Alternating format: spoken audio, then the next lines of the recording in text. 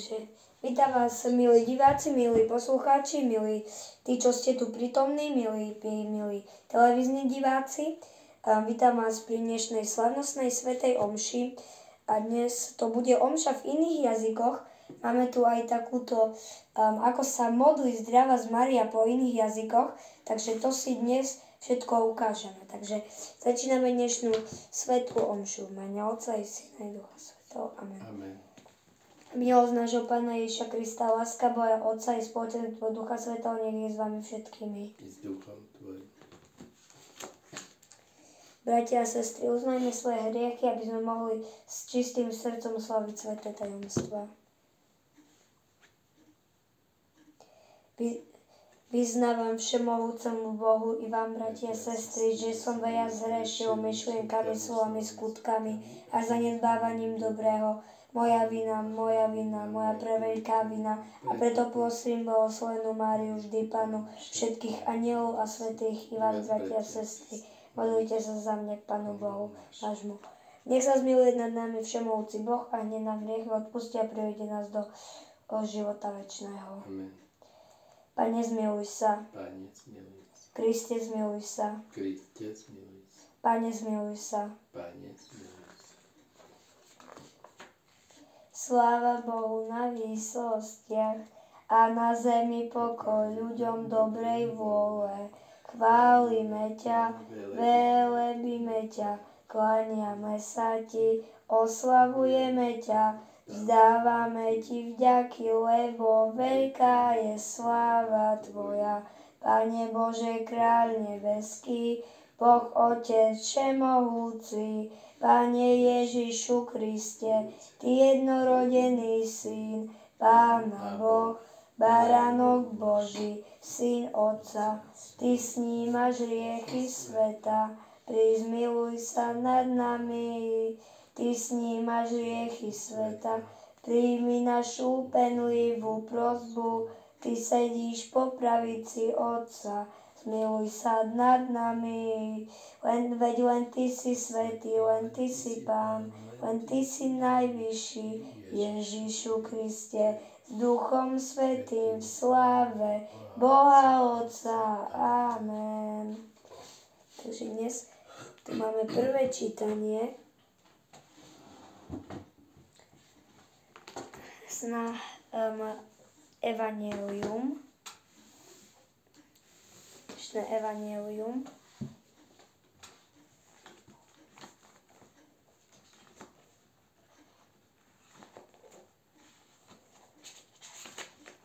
Na 27. september.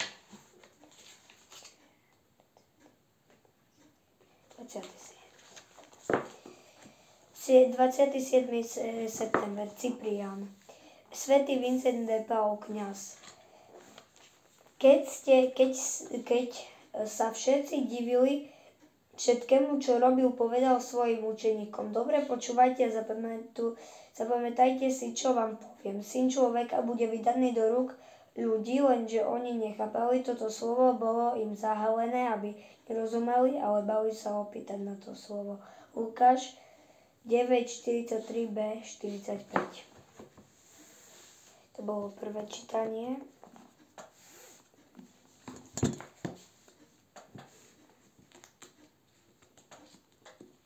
A ideme na ďalšie dve čítania. Svätý Kalixt I. Narodil sa, keď nevieme, kedy sa narodil, a zomrel v roku 222. Žil v Rímskej ríši, takže v dnešnom Taliansku. Čeliť skúškam. Bratia moji, pokladajte to len za radosť, keď podstúpite všelijaké skúšky, veď viete, že skúška vašej viery prináša vytrvalosť. Jakubov list 1, 2, 3.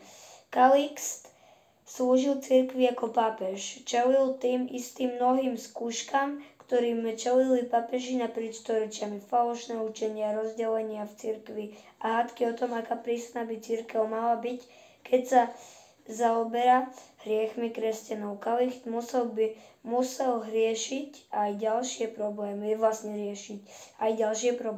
Kresťan menom Hypolit tak veľmi nesúhlasil s Kalixtom, až začal druhým hovoriť, že Kalixt nie je vôbec pápežom. Mnohí ďalší kresťania vraveli, že Kalixt je príliš jemný ku kresťanom, ktorí boli vo svojom manželstvách neverní. No Kalixt dokázal všetky tieto skúšky zvládnuť, pretože v každom konflikte nasledoval Krista. Ježiš, pomôž mi nasledovať ťa v každej ťažkej situácii. Historici sa dozvedeli viac o svetom Kalixtovi prvému z Hipolitových spisov. Poďme na tretie čítanie. 15. október, Svätá Teresa z Avily, narodila sa v roku 1515 a zomrela v roku 1582. V Španielsku sa aj narodila, aj zomrela. Zostať vo mne. Ak ostanete vo mne a moja sláva ostane vo vás, proste o čo chcete a splní sa vám to. Evanjelium podľa Jána 15:17. Terezia vedela, že ak chce ostať v Ježišovi, teda prijať ho pravého Boha a zasvetiť mu svoj život, bude sa musieť vzdať mnohých vecí, na ktorých jej záležalo, ako napríklad pohodlie a priaznivé názory druhých ľudí. Terezia však ešte stále zapásila s tým, ako zostať v Ježišovi, aj keď mu svoj život odovzdala ako rehoľná sestra. V skutočnosti takto zapásila 15 rokov. Napokon dala Ježišovi všetko, čo mala. Vzdala sa pohodlia a oddala sa modlitbe. Začala robiť zmeny vo svojej reholi, ktoré sa mnohým ľuďom nepáčili. Iné cirkvi rehoľné sestry a náboženskí vodcovia o nej šírili zlé veci a osočovali ju aj pred samotným kráľom. To by ju predtým trápilo, no Terezia ostala v Ježišovi, pozbudzovala ostatné rehoľné sestry po celom Španielsku, aby prinašali obety a modlili sa za spasu sveta. Ježiš, chcem ostať v tebe. Svätú Tereziu z Avily počas jej života obdivoval španielský kráľ Filip II. To bolo posledné čítanie.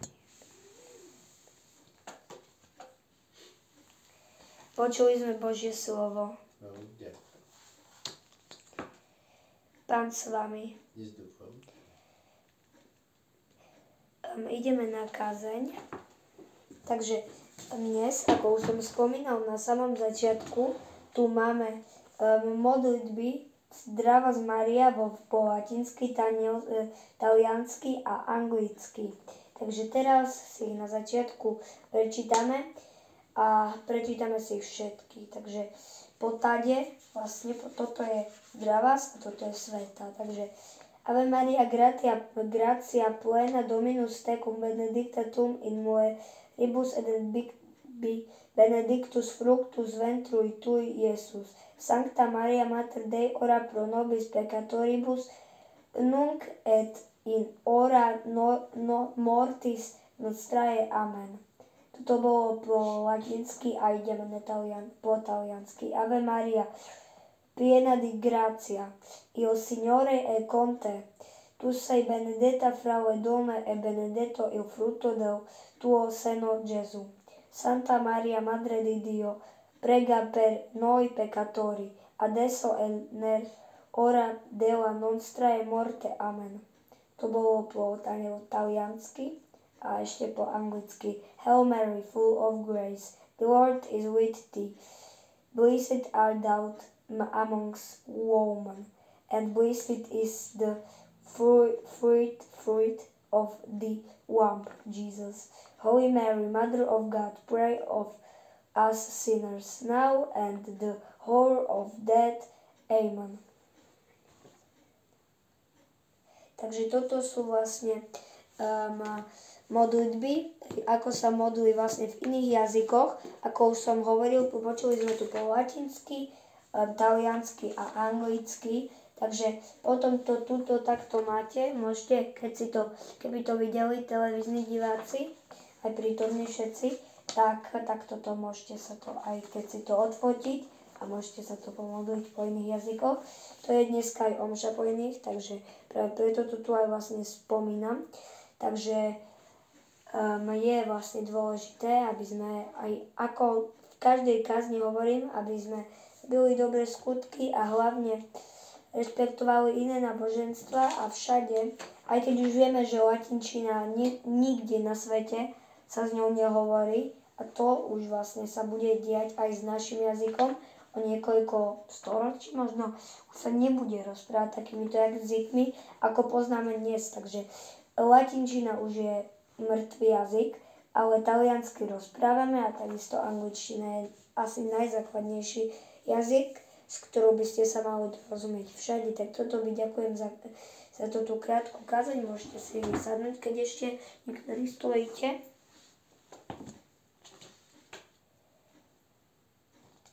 Verím v Boha, Otca Všemohúceho, Stvoriteľa neba i zeme, v Ježiša Krista, jeho jediného Syna, nášho Pána, ktorý sa počal z Ducha Svätého, narodil sa z Márie Panny, trpel za vlády Poncia Piláta, bol ukrižovaný, umrel a bol pochovaný, zostúpil k zosnulým, tretieho dňa vstal z mŕtvych, vystúpil na nebesia a sadí po pravici, Otca Všemohúceho, tie príde súdiť živých i mŕtvych.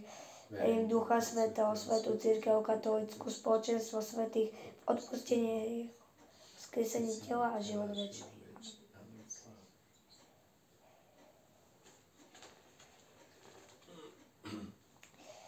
Teraz nasledujú prosby. Môžeš prísť hovoriť všetkým takto pred oltár svoje prosby. Môžeš vlastne úplne svoje a potom hovoriť, prosíme ťa, vyslíš nás. Takže nejaké prosby vlastne. Spolu sa modlíme za potreby cirkvi, našej farnosti, rodiny, spoločenstva, našej krajiny a za potreby celého sveta. Prosíme ťa, vyslíš nás. Táto svoje osobné prosby hovor a potom povieme to všetci. Prosíme ťa, vyslíš nás. Nejaké prosby.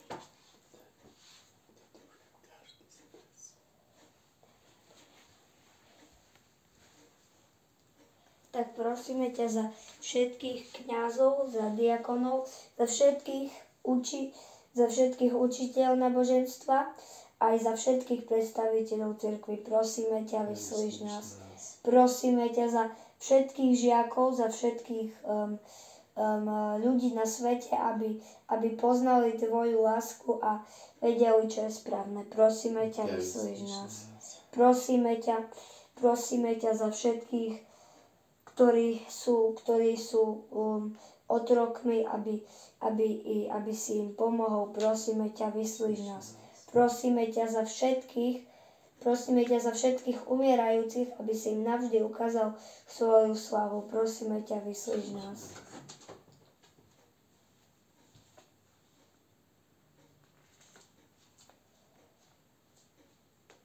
Počkať. Tak, na oltár sa môžete prísť za chvíľku, už sa pripravte na obecné dary, kto má. Požehnané si, Pane, všetkého stvorenia, pretože sme z tvojej šedosti prijali tento chlieb. Obetujeme ti ho ako plod zeme, práce ľudských rúk, aby sa nám stal chlebom života. Požehnaný Boh na veky. Požehnaný si, Pane, Bože, všetkého modlite sa, bratia a sestry, aby sa moja... Takže teraz prídu obetné dary, môžete. Počkajte, ešte požehnanie.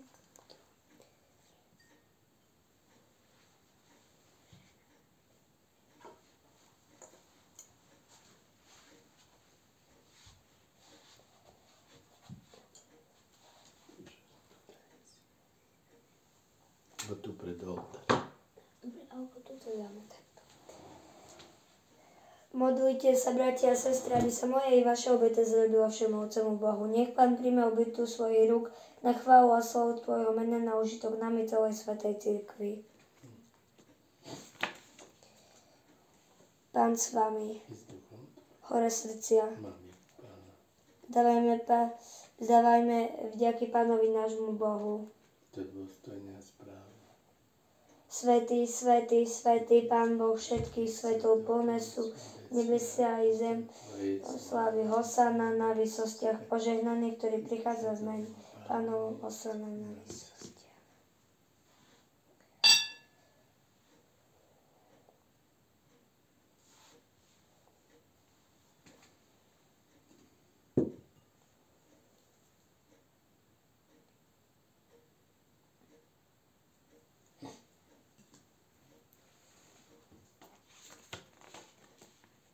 Vezmite a pijte z neho všetci, lebo toto je moje telo, ktoré sa obetuje za vás.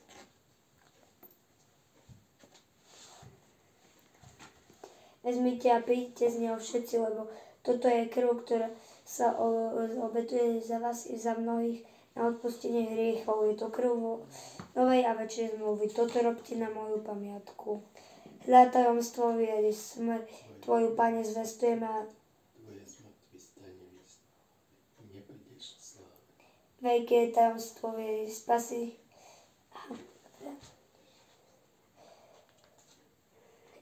Vyznajme tajomstvo viery. Pane, keď je tento chlieb a pijeme z tvojho kalicha, zvestujeme tvoju smrť, kým neprídeš k slave.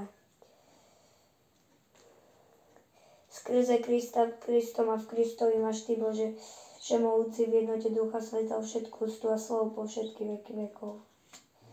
Napríklad z nášho Spasiteľa a podľa jeho božského učenia osmejeme sa povedať: Otče náš, ktorý si na nebesiach, posväť sa meno Tvoje, príď kráľovstvo Tvoje, buď vôľa Tvoja ako v nebi, tak i na zemi. Chlieb náš každodenný daj nám dnes a odpusť nám naše viny, ako my odpúšťame svojim vinníkom. A neuved nás do pokušenia, ale zbav nás zlého. Amen. Prosíme ťa, Otče, zbav nás všetkého zla a udej svoj pokoj našim dňom a príď nám milosrdie na pomoc, aby sme boli uchránení pred hriechom a pred každým nepokojom, kým očakávame splnenie vláčenej nádeje a príchod nášho Spasiteľa Ježiša Krista, lebo Tvoje je kráľovstvo a moc i sláva na veky. Pane Ježišu, Ty si povedal svojim apoštolom: pokoj vám zanechávam, svoj pokoj vám dávam. Nehľad na naše hriechy, ale na vieru svojej cirkvi. Podľa svojej vôle jej milosrdenstvo dajú pokoj a jednotu, lebo Ty žiješ, kroješ na veky vekov. Pokoj Pánovi nech je vždy s vami. Dajte si znak pokoja. Pokoj je bratská láska.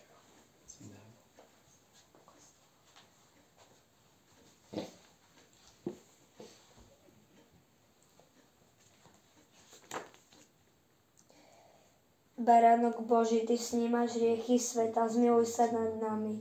Baránok Boží, Ty snímaš hriechy sveta, zmiluj sa nad nami. Baránok Boží, Ty snímaš hriechy sveta, daruj nám pokoj. Hľa Baránok Boží, ktorý sníma hriechy sveta, blažení tí sú pozvaní na hostinu baránkovú. Pane, nie som hoden, aby si vošiel pod moju strechu a opovedz iba slovo a duša mi ozdravie.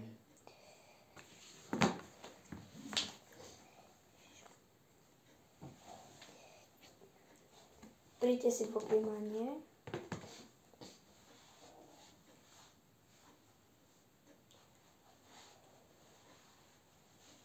Robiť z toho.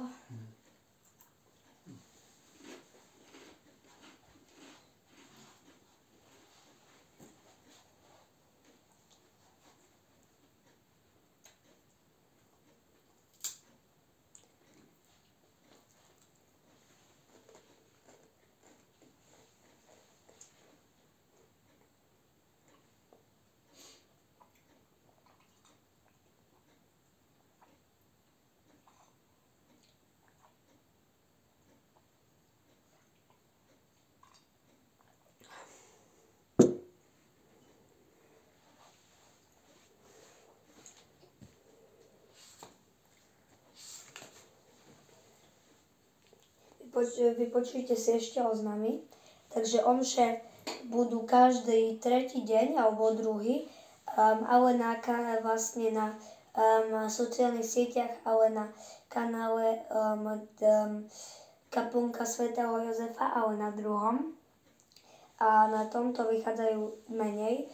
ale aj pre všetkých, toto bolo taký skôr sieťový oznam, ale pre všetkých, ktorí sú tu naživo, áno, prichádza prvý piatok, takže kto nebol ešte na spovedi, pripomínam a taktiež máme, áno, ako som už vravel, ako môj ministrant, tak je prvý piatok bude a treba sa pripraviť na to a takisto sa blížia aj iné sviatky a myslím si, že pre tieto oznámy by to bolo všetko.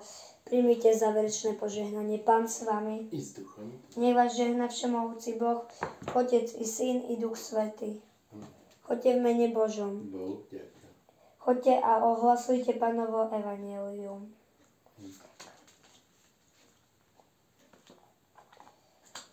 Ďakujem vám za účasť. Ešte si vypočujte. Ďakujem za účasť tejto svätej omše a ďakujem.